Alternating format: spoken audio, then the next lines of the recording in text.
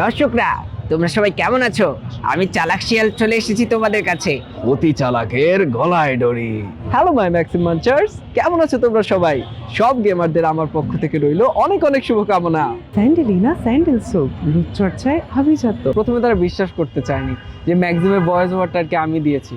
তো যখন আসলে তাদেরকে আমি করে শোনালাম, তারপরে তারা বিশ্বাস করতে চায় না, বলে তুমি নকল করছো। তোমরা তো আমার শিয়ালের ভয়েসটাই বেশি পছন্দ করো, যার জন্য শিয়ালের ভয়েসই বলছি। তোমরা তোমাদের মা বাবার কথা মতো চলবে, না হলে কিন্তু বাঘ মশাই তোমাদের এসে খেয়ে ফেলবে। তো প্রথমে শুরু করছি শিয়ালের কণ্ঠ দিয়ে। দর্শকরা, তোমরা সবাই কেমন আছো? আমি চালাক শিয়াল চলে এসেছি তোমাদের কাছে। আমার চালাকের সাথে কিন্তু কেউ পার পাবে না, তবে বাঘমশাই আমাকে সব সময় ধরে ফেলে। বাঘমশাই কি করে জানি বুঝে ফেলে আমি তার মুরগিগুলো চুরি করেছি। এত কষ্ট করে মুরগিগুলো চুরি করলাম, তাও সে ধরে ফেললো। শিয়াল, তোকে আমি বারবার বলেছি অতি চালাকের গলায় দড়ি। তো তারপরে আরেকটা ক্যারেক্টার ছিল, সেটা হচ্ছে আমার বল্টু ক্যারেক্টার। ওর হচ্ছে খুব খিদে পেলেও মানে একটু পাগলামি করা শুরু করে। তো ওর ভয়েস ওভারটা ছিল হচ্ছে ঠিক এরকম। এই, তুমি আমাকে খাবার দাও মা। তুমি তো জানো খাবার না খেলে আমার পেট শুকিয়ে আসে, আমার মুখ শুকিয়ে আসে, আমার মাথা ঘোরা শুরু করে দেয়, আমি কথা বলতে পারি না। তুমি আমাকে খাবার দাও মা। তো মজা করে একবার আমি চেষ্টা করেছিলাম, টেলিভিশনে একটা বিজ্ঞাপন দেখছিলাম, একটা সাবানের বিজ্ঞাপন। তো সেখানে আমি চেষ্টা করেছিলাম আর কি একটা নকল করার মতন। তো সেটা হচ্ছে স্যান্ডেলিনা স্যান্ডেল সোপ রূপচর্চায় আভিজাত্য। সো ওটা আমার ফ্রেন্ডদেরকে শোনানোর জন্য আর কি। এটাতে কাজ করা হয়নি ফিমেল কণ্ঠে কখনো, তবে সেটা আমি চেষ্টা করেছিলাম। আর আরেকটা বিষয় হচ্ছে আমি বৃদ্ধের চরিত্র করেছিলাম, যে তোমরা আমগো জায়গা দখল করছো, জায়গা দখল করে কি পাইবা বলো? একদিন আল্লাহ ঠিকই তোমগো বিচার করবো। কৃষকের ক্যারেক্টার ছিল। তো এটা ছিল। আর সবচেয়ে আমার ভাইরাল ক্যারেক্টার হচ্ছে ম্যাক্সিম ক্যারেক্টারটা, ফ্রি ফায়ারের, গারিনা ফ্রি ফায়ারে। তো ম্যাক্সিমের ভয়েসটা ছিল যে হ্যালো মাই ম্যাক্সিম মাঞ্চার্স, কেমন আছো তোমরা সবাই? সব গেমারদের আমার পক্ষ থেকে রইলো অনেক অনেক শুভকামনা। আমার নাম হচ্ছে ইরফান রহমান, আমি একজন স্টুডেন্ট এবং একজন ভয়েস অ্যাক্টর। আমি কার্টুনে ভয়েস ওভার দিয়ে থাকি, কার্টুন মিমিক্রি, তারপরে হচ্ছে অ্যানিমেশন ভিডিওগুলোতে ভয়েস ওভার দিয়ে থাকি। জনপ্রিয় বলতে আমি ফ্রি ফায়ারের সাথে কাজ করেছি, গারিনা ফ্রি ফায়ারের সাথে কাজ করেছি তাদের ম্যাক্সিম ক্যারেক্টারের সাথে, এবং আমি বিভিন্ন কার্টুনে বাঘ শিয়ালের কণ্ঠ দিয়ে থাকি, এবং তাছাড়াও বিভিন্ন ধরনের কণ্ঠ দিয়ে থাকি, প্রায় 10 রকমের কণ্ঠ আর কি মিলিয়ে দিয়ে। মানে মিমিক্রিও করে? হ্যাঁ হ্যাঁ, মিমিক্রিও করি। বন্ধু, তুমি প্রায় প্রস্তুত, তুমি যুদ্ধের জন্য প্রস্তুতি নাও। হ্যালো মাই ম্যাক্সিম মাঞ্চার্স, স্ট্রিমের জন্য প্রস্তুত? ভদ্র মহিলা ভদ্র মহোদয়গণ, ডেভির বিল্ডিং থেকে ম্যাক্সিম বলছি। তো ফ্রি ফায়ারের ভয়েস ওভারগুলো ঠিক এরকমই থাকে, এবং ওরা ইভেন্টে যে ভিডিওগুলো করে সেই ভিডিওগুলোতে আসলে আমার ভয়েস ওভারগুলো যায়। ম্যাক্সিম আর আমি আসলে গেম খেলি না, তো গেম সম্পর্কিত আমার কাছে জ্ঞান কম। তবে আমার বিভিন্ন কাজিনসরা আছে, তারা গেমটা খেলে, তারা জানে ম্যাক্সিমের জনপ্রিয়তা আসলে কতটুকু। তো তারা যখন বললো যে ম্যাক্সিমের ভয়েস তোমার, প্রথমে তারা বিশ্বাস করতে চায়নি যে ম্যাক্সিমের ভয়েস ওভারটাকে আমি দিয়েছি। তো যখন আসলে তাদেরকে আমি করে শোনালাম, তারপরে তারা বিশ্বাস করতে চায় না, বলে তুমি নকল করছো। পরে যখন আমি স্টুডিওর ভিডিওগুলো তাদেরকে দেখাই, তো তখন যে তারা হচ্ছে বিলিভ করে। হ্যালো মাই ম্যাক্সিম মাঞ্চার্স, নতুন আপডেট সম্পর্কিত তথ্য জানতে আমার সাথেই থাকুন। আমি এখন ডেভের বিল্ডিংয়ে আছি। মানে ডেভের বিল্ডিং মানে হচ্ছে যেখানে আপডেট সম্পর্কিত তথ্যগুলো জমা থাকে। তো ম্যাক্সিম হচ্ছে ব্লগ করে সেগুলো হচ্ছে মানুষের কাছে তুলে ধরে আর কি, প্লেয়ারদের কাছে তুলে ধরে।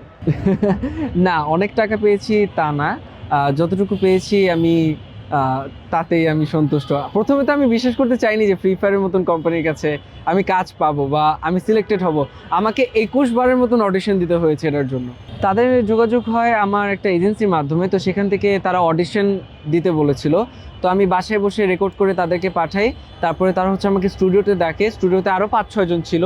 তো প্রত্যেকজনের থেকেই তারা হচ্ছে অনেকবার করে, আমি বললাম না 21 বারের উপরে আমার সেই অডিশনটা দিতে হয়েছে ম্যাক্সিম ক্যারেক্টারের জন্য, কারণ এনার্জি লেভেল ম্যাচ করছিল না তাদের।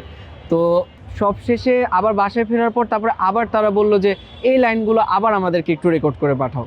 তো 3 ধাপে অডিশনের পর তারপরে যে আমি সিলেক্টেড হয়েছি। প্রমোশনাল ভিডিওগুলোতে ব্যবহৃত হচ্ছে। তবে কথা চলছে, কিছুদিন পর মনে হয় আমি গেমের ভিতরেও ভয়েস শোনা যাবে। আসলে আমার কাছে মনে হচ্ছে এটা দিন দিন গ্রো করছে। যেমন আমার মতন এমন অনেকে আছে যারা কাজ করে।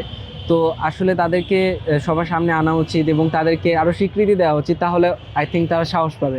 আমি খুবই ছোট মানুষ, আমি বলছি না আমি খুবই মহৎ মানুষ বা আমি খুব বেশি কাজ করে ফেলেছি, আমি আরও বেশি কাজ করতে চাই এবং আমি চাই এই শিল্প চর্চার মধ্যে থাকতে এবং আমি চাই ক্রিয়েটিভ কিছু কাজ করতে। তো আমার কাছে মনে হয় যে অবশ্যই এটার ফিউচার ভালো হবে যদি আমরা সবাই মিলে এটাকে সাপোর্ট করি। হ্যাঁ, যেমন আমার সবচেয়ে কার্টুনের সবচেয়ে ভালো লাগে আমার শিয়ালের ভয়েসটা দিতে, অনেক দুষ্টু শিয়াল। বাস্তব জীবনে আমি ঠিক যেরকম ঠিক সেরকমই শিয়াল। তো বাঘমশাই দেখুন, আমার গিন্নি আমাকে ছেড়ে চলে যাচ্ছে, আপনি কিছু একটা করুন বাঘমশাই। তো তারপরে ওর গিন্নি এসে বলে, না, আমি তোমার সাথে আর সংসার করব না। তুমি আমাকে কোনোভাবেই কোনো কিছুই, তুমি আমার গয়না চুরি করেছো, তুমি আমার গয়না চুরি করে তুমি বিক্রি করে দিয়েছো। তো তখন সেখানে বাঘমশাই আসে বিচার করতে। কি হয়েছে শিয়াল, তোর নামে এসব কি শুনছি? তো তখন শিয়াল বলে, বাঘমশাই বিশ্বাস করুন, আমি কিচ্ছু করিনি বাঘমশাই। তো তখন শিয়ালের বউ আর কি বাঘের কাছে সবকিছু সত্য কথা তুলে ধরে এবং তারপর শিয়াল আর কি শাস্তি পায়। তো এরকম একটা কার্টুনের ভয়েস ওভার দিয়েছে। হ্যাঁ হ্যাঁ, পুরো সব চরিত্রগুলোই আমি দিয়েছিলাম। আলাদা আলাদা ভয়েস ওভারও হয়, তবে কেউ যদি পারে সেক্ষেত্রে তার ক্ষেত্রে মাল্টিপল ক্যারেক্টার করা পসিবল। শুরুতে আমিও পারতাম না, আমার 3 বছর সময় লেগেছে এটা শিখতে। 10-12 রকমের ভয়েস আর কি আমি দিতে পারি, তবে চেষ্টা করি আরও।